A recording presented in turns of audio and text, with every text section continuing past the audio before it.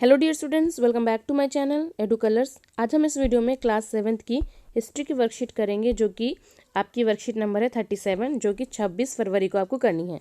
Chapter हमारा अभी भी वही चल रहा है, ईश्वर से अनुराग। और अपनी प्रीवियस वर्कशीट में हमने तुलसीदास, सूरदास, रविदास, दादू दयाल और मीराबाई के बारे में जाना था। अब आज इस वर्कशीट में हम आगे की और जो संत हैं हमारे, उनके बारे में जानेंगे, जिनका नाम है शंकरदेव और कबीर। ठीक है, शंकरदेव और कबीर जो हैं बहुत इम्पॉर्टेंट एक भक्ति आंदोलन से जुड़े हुए संत थे, जिनके बारे में जानना हमें बहुत ज़रूरी है बच्चों। तो चलिए वर्कशीट शुरू करते हैं। उससे पहले मेरे चैनल एडू कलर्स को आप सब ज़रूर सब्सक्राइब करें। अगर वीडियो अच्छा लगता है तो आगे से अपने फ्रेंड्स में ज़रूर शेयर करें। अब हम शुरू करते हैं हमारा कंटेंट। तो हम देखते हैं शंकरदेव जी जहाँ पे थे, बेसिकली जहाँ पे उनके विचार ज़्यादा पनपे, ठीक है, वो असम स्थान था जहाँ पे उनके विचार ज़्यादा फैले। तो ये 15वीं शताब्दी के आसपास का टाइम था। उन्होंने विष्णु की भक्ति पर बल दिया था और असमिया लैंग्वेज में ही उन्होंने अपनी कविताएं लिखी थीं। उन्होंने नामघर नाम की जो स्थापित करने की जो पद्धति थी उनको चलाया। नामघर मतलब होता है जहाँ कविता का पाठ किया जाता है और जो प्रार्थना का गृह होता है, ठीक है, उसे नामघर कहते हैं। तो ये पद्धति उन्होंने चलाई जो आज भी प्रचलित है। शंकरदेव की भक्ति का सार था एक शरण नाम धर्म, ठीक है, यानी कि एक सर्वोच्च सत्ता के प्रति समर्पण। ये उनकी जो भक्ति का सार था वो बेसिकली ये था। शंकरदेव की जो शिक्षाएं थी वो भगवत गीता तथा भगवत पुराण पर हमें आधारित मिलती हैं। उन्होंने ज्ञान के प्रसार के लिए सत्र या मठों की स्थापना को प्रोत्साहित किया। उनकी प्रमुख रचना में कीर्तन घोष शामिल है, ठीक है, तो ये उनकी रचना है कीर्तन घोष। अब हम चलते हैं कबीर के बारे में पढ़ते हैं। कबीर का जो स्थान है वो है बनारस और टाइम पीरियड है 15वीं से 16वीं शताब्दी।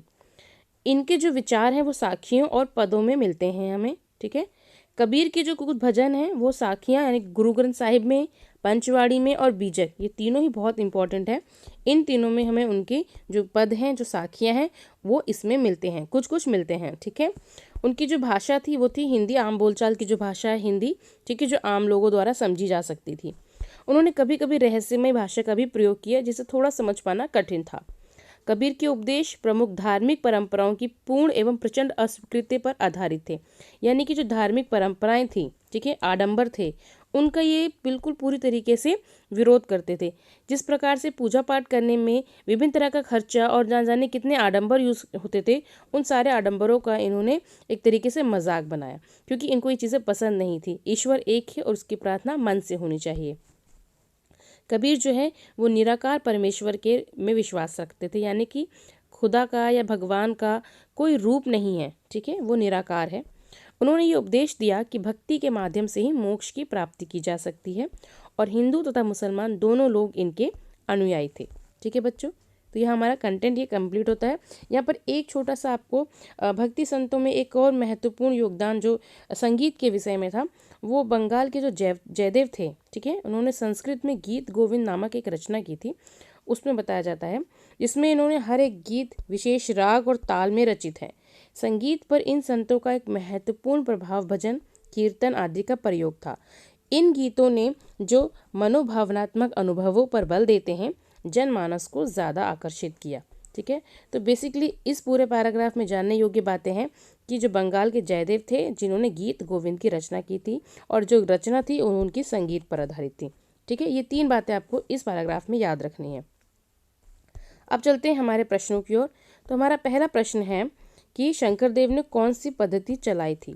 तो शंकरदेव ने बच्चों, यहाँ पर आप आएंगे और देखेंगे कि शंकरदेव ने नामघर, ठीक है, नामघर यानी कविता पाठ और प्रार्थना गृह जो था उसकी पद्धति चलाई थी। तो यहाँ से लेके यहाँ तक आपका आंसर होगा, ठीक है, यहाँ से और यहाँ तक, ये आपके फर्स्ट क्वेश्चन का आंसर होता है।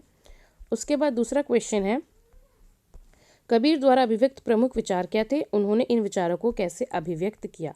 तो जो कबीर के विचार हैं उनके बारे में बताते हैं। तो यहाँ से आएंगे, यहाँ से, ठीक है, और यहाँ तक आप कबीर के विचार लिखेंगे, जो कि आपके सेकंड क्वेश्चन का आंसर है। और तो इनके विचार जो हैं, उन्होंने वो कहाँ मिलते हैं, उन्होंने वो कहाँ अभिव्यक्त किया, तो आप उसमें ये चीज़ और ऐड करेंगे, ठीक है। जो आपका आंसर नंबर सेकंड है उसमें आप ये वाला पॉइंट भी ऐड करेंगे लास्ट में, तो आपके दूसरे नंबर का जो क्वेश्चन है वो पूरा कंप्लीट हो जाता है। उसके बाद अगला प्रश्न है, गीत गोविंद की रचना किसने की थी। तो बंगाल के जो जयदेव थे, ठीक है, बंगाल के जयदेव, उन्होंने गीत गोविंद की रचना की थी। ये आपके थर्ड क्वेश्चन का आंसर हो गया। ठीक है बच्चों, तो यहाँ पर हमारे कंटेंट हो गया और तीनों प्रश्न के आंसर हो गए। सो यहाँ पर हमारी वर्कशीट जो है बच्चों वो कंप्लीट होती है। आई होप आपको ये वर्कशीट अच्छी लगी होगी, समझ में आई होगी। अगर ये आपको वर्कशीट अच्छी लगी है, समझ में आई है, तो इसे अपने फ्रेंड्स में शेयर करें। मेरे चैनल एडू कलर्स को सब्सक्राइब करें, साथ में लगे बेल आइकन को भी प्रेस करें। वीडियो देखने के लिए थैंक यू सो मच।